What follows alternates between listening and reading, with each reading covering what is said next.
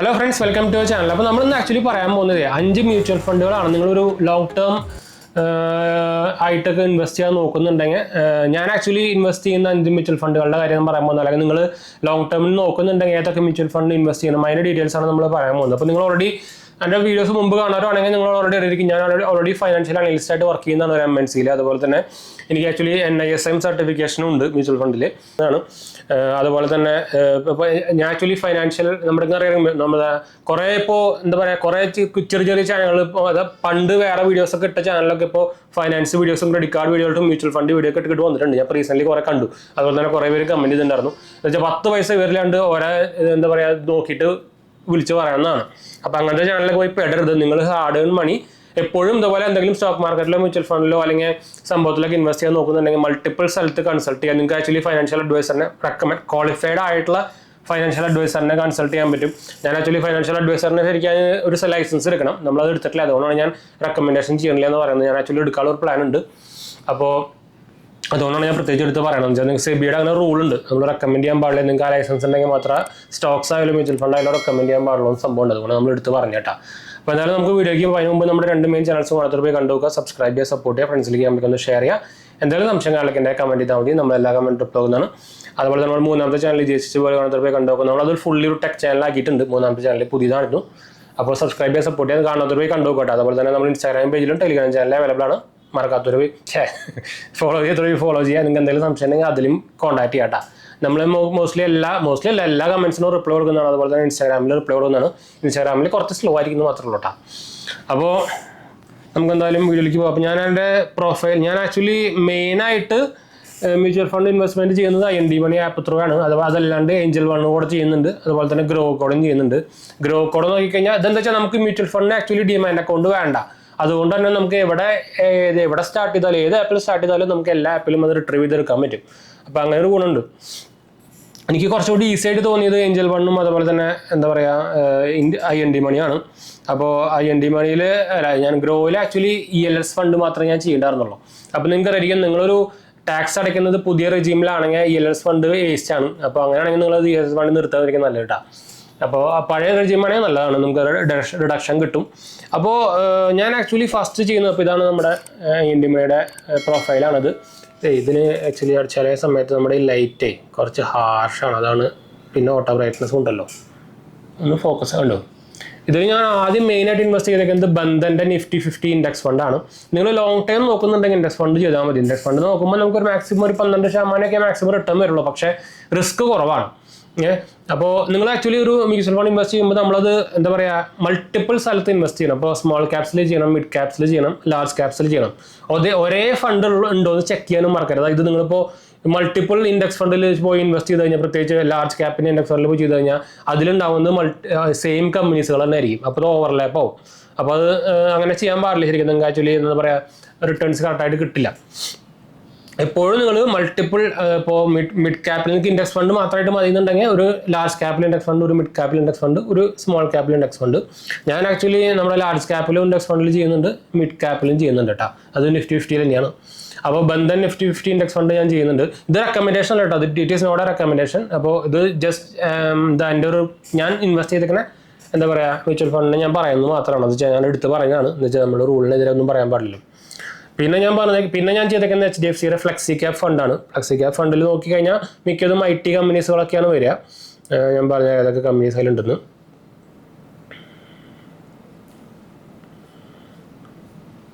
ഇതിൽ നമുക്ക് ഫ്ലെക്സി ക്യാപ്പിൽ തന്നെ കുറേ ഉണ്ട്. നിങ്ങൾക്ക് പരാഗ് പരീക്കിൻ്റെ ഫ്ലെക്സി ക്യാപ്പിലും ചെയ്യാം, ഡയറക്റ്റ് ഗ്രോത്ത്. ഞാൻ പരാഗ് പരീക്കിൽ ചെയ്യുന്നുണ്ടായിരുന്നു. അതിൽ കുറച്ച് ഞാൻ ഇതിലേതൊക്കെ ഉണ്ടെന്ന് പറഞ്ഞാൽ ആദ്യം. ഇതിൻ്റെ എക്സ്പെൻസ് റേഷ്യോ വരുന്നത് 0.77% ആട്ടോ. ഏറ്റവും കൂടുതൽ നിങ്ങൾ നോക്കേണ്ട ഒരു പരിപാടിയാണ്. എക്സ്പെൻസ് റേഷ്യോ 1% മുകളിൽ പോകുന്നുണ്ടെങ്കിൽ അത് എടുക്കരുത്. എന്ന് വെച്ചാൽ കുറേ പേര് വിചാരിക്കും 1% അല്ലേ എന്നൊക്കെ വിചാരിക്കും. പക്ഷേ നിങ്ങൾ ലോങ് ടേം ആയിട്ട് 15 കൊല്ലമൊക്കെ ഇൻവെസ്റ്റ് ചെയ്ത് വരുമ്പോൾ ചിലപ്പോൾ ലക്ഷങ്ങളായിരിക്കും ഡിഫറൻസ് വരിക. അത് നോക്കാൻ മറക്കരുത്. മെയിൻ സംഭവമാണ്, അത് അവരുടെ ചാർജാണ് ഈ എക്സ്പെൻസ് റേഷ്യോ എന്ന് പറയുന്നത്. ഇതിൽ നോക്കിക്കഴിഞ്ഞാൽ HDFCയുടെ ഫ്ലെക്സി ക്യാപ്പ് ഫണ്ട് നോക്കിക്കഴിഞ്ഞാൽ നമുക്ക് ലാർജ് ക്യാപ്പിൽ 72%, സ്മോൾ ക്യാപ്പിൽ 10%, മിഡ് ക്യാപ്പിൽ 2% ആണ് അലോക്കേഷൻ വരുന്നത്. അതിൽ main ICICI bank, HDFC bank, axis bank, Cipla, ഇത് എന്താ പറയുക IT മാത്രമല്ല എല്ലാം ഉണ്ട് കേട്ടോ. Infosys, state bank of India, HCL, TCS, Maruti Suzuki, mostly എല്ലാ മെയിൻ ആയിട്ടുള്ള ലാർജ് ക്യാപ്പുകളും ഇന്ത്യയിൽ വരുന്നുണ്ട്. നല്ല ഫണ്ടാണ് അത് TCS ഫ്ലക്സി ക്യാപ്പ്. പിന്നെ ഞാൻ പറഞ്ഞു ചെയ്തേക്കുന്നത് ക്വാണ്ട് സ്മോൾ ക്യാപ്പ് ഫണ്ടിലാണ്. അതും അത്യാവശ്യം നല്ല റിട്ടേൺ ഈ 3 നല്ല റിട്ടേൺ ഉണ്ട് കേട്ടോ.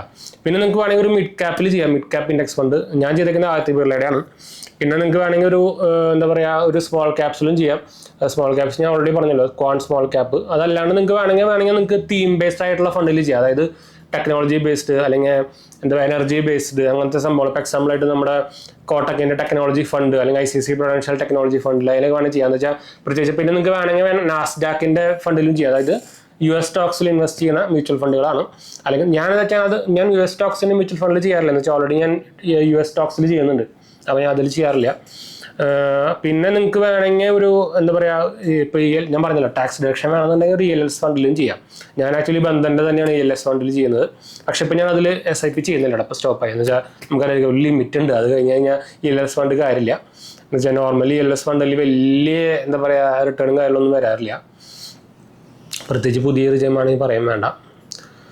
അപ്പോൾ പിന്നെ വേറൊരു കാര്യം ശ്രദ്ധിക്കേണ്ട എന്താ കാര്യം എന്നറിയോ, നിങ്ങൾ മ്യൂച്വൽ ഫണ്ട് എടുക്കുമ്പോൾ കുറേ പേര് കാണാം. ഞാൻ പോർട്ട്ഫോളിയോ എടുത്ത് നോക്കി കഴിഞ്ഞാൽ 10, 25, 20, 25 മ്യൂച്വൽ ഫണ്ടുകളൊക്കെ ആയിരിക്കും. എപ്പോഴും നിങ്ങൾ മ്യൂച്വൽ ഫണ്ട് ചെയ്യാൻ തുടങ്ങുമ്പോൾ മാക്സിമം ഒരു 5 എണ്ണം, അതിൻ്റെ മുകളിലേക്ക് പോകാൻ നോക്കണ്ട. അതിന് മുകളിൽ പോയി കഴിഞ്ഞാൽ എന്ന് വെച്ചാൽ കുറേ ആയിക്കഴിഞ്ഞാൽ നമുക്ക് എന്താ പറയുക ടോട്ടൽ പോർട്ട്ഫോളിയോ ചിലപ്പോൾ എമൗണ്ട് ഉണ്ടായിരിക്കും, പക്ഷേ ഓരോ ഫണ്ടിലും എമൗണ്ട് കുറവായിരിക്കും. അപ്പോൾ അതിനനുസരിച്ചുള്ള റിട്ടേൺ കുറയും. അപ്പോൾ എപ്പോഴും ഓവർലാപ്പ് ആവാണ്ടിരിക്കാൻ ശ്രദ്ധിക്കുക. ഒരേ കമ്പനി മൾട്ടിപ്പിൾ എന്താ പറയുക സ്റ്റോക്സ് അല്ലെങ്കിൽ മൾട്ടിപ്പിൾ മ്യൂച്വൽ ഫണ്ടിൽ വരുന്നുണ്ടോ നോക്കുക. അതുപോലെ തന്നെ ഡൈവേഴ്സിഫൈ ചെയ്യുക. അതാണ് ഞാൻ നേരത്തെ പറഞ്ഞത്. പിന്നെ നിങ്ങൾക്ക് വേണമെങ്കിൽ ഒരു ലിക്വിഡ് ഫണ്ടിൽ ഇടാം. ലിക്വിഡ് ഫണ്ട് ആകുമ്പോൾ നിങ്ങൾക്ക് എന്താ പറയുക ഡെപ്റ്റ് ഫണ്ടൊക്കെ അതിൽ വരും. എന്ന് വെച്ചാൽ നമുക്ക് ഒരു 7%, 6% നമുക്ക് റിട്ടേൺ വരുള്ളൂ. പക്ഷേ റിസ്ക് ഭയങ്കര കുറവാണ്. അപ്പോൾ അങ്ങനെ വേണമെങ്കിൽ ചെയ്യാം. പിന്നെ നിങ്ങൾക്ക് വേണമെങ്കിൽ ഗോൾഡ് ഫണ്ടിൽ, ഞാൻ ഗോൾഡ് ഫണ്ടിലും ചെയ്യുന്നുണ്ട്. കോട്ടക്കിൻ്റെ ഗോൾഡ് ഫണ്ടിലും ചെയ്യുന്നുണ്ട്. ടാറ്റയുടെ പുതിയ ഇറങ്ങിയതായിരുന്നു NF എന്ന് പറയും. നമ്മൾ IPO വരുന്ന പോലെ തന്നെ മ്യൂച്വൽ ഫണ്ട് പുതിയ വരുന്നതാണ്. എനിക്ക് ചെറുതായിട്ട് കോൾഡ് സംഭവമൊക്കെ ആയിരുന്നു കേട്ടോ. അപ്പോൾ അതിൻ്റെയാണ് സൗണ്ട് ചെറുതായിട്ട് ഇഷ്യൂസൊക്കെ വരുന്നുണ്ട്. അല്ലെങ്കിൽ നിങ്ങൾക്ക് വേണമെങ്കിൽ ഇപ്പോൾ മ്യൂച്വൽ ഫണ്ട് വേണമെന്നുണ്ടെങ്കിൽ പിന്നെ നിങ്ങൾക്ക് എന്താ പറയുക ഞാൻ എൻ്റെ പേര് പറയാം,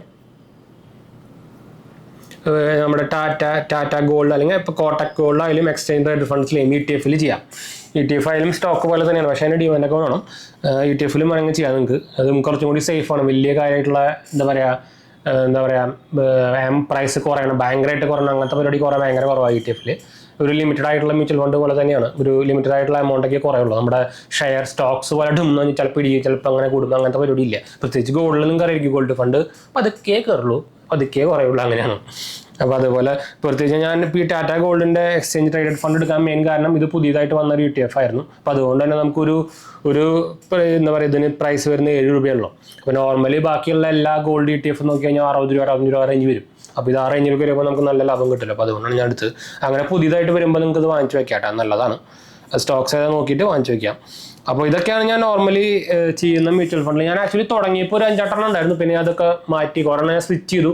എന്താ വെച്ചാൽ നിങ്ങൾക്ക് നമ്മുടെ പെർഫോമൻസ് നോക്കണം. നിങ്ങൾക്ക് വേണമെങ്കിൽ ഇപ്പോൾ അതുപോലെ അതിന് ഉപയോഗിക്കാൻ പറ്റുന്ന കുറേ ആപ്പുകളും ഉണ്ട്. ഡിസർവ് എന്നൊക്കെ പറഞ്ഞാൽ ഞാൻ റെക്കമെൻഡേഷൻ ഒന്നുമല്ല, ഡിസർവ് എന്നൊക്കെ പറഞ്ഞ കുറേ ആപ്പുകളൊക്കെ ഉണ്ട്. നമ്മുടെ മ്യൂച്വൽ ഫണ്ട് പോർട്ട്ഫോളിയോ എന്താ പറയുക അനലൈസ് ചെയ്യാനുള്ള കുറേ ആപ്പുകളും സംഭവമൊക്കെ ഉണ്ട്. ഞാൻ പേഴ്സണലി യൂസ് ചെയ്യാറില്ല, പക്ഷേ നിങ്ങൾക്ക് ആ ഒരു എന്താ പറയുക ഐഡിയ കിട്ടാൻ വേണമെങ്കിൽ ട്രൈ ചെയ്ത് നോക്കാവുന്നേ ഉള്ളൂ. വേറെ ഒന്നുമില്ല, റെക്കമെൻഡേഷൻ ഒന്നല്ല, അല്ലെങ്കിൽ പ്രൊമോഷനും അല്ല. അപ്പോൾ എന്തായാലും നമുക്ക് വൈൻഡപ്പ് ചെയ്താലും നമുക്ക് എന്തെങ്കിലും സംശയങ്ങളൊക്കെ എൻ്റെ കമൻറ്റ് ചെയ്താൽ മതി. നമ്മളെല്ലാ കമൻറ്റ് ബ്ലോഗിന്നാണ്. അതുപോലെ തന്നെ ഞാൻ നേരത്തെ പറഞ്ഞ പോലെ തന്നെ നമ്മുടെ 3 ചാനൽ വളരെ കണ്ടുവെക്കുക, സബ്സ്ക്രൈബ് ചെയ്ത് സപ്പോർട്ട് ചെയ്യാം.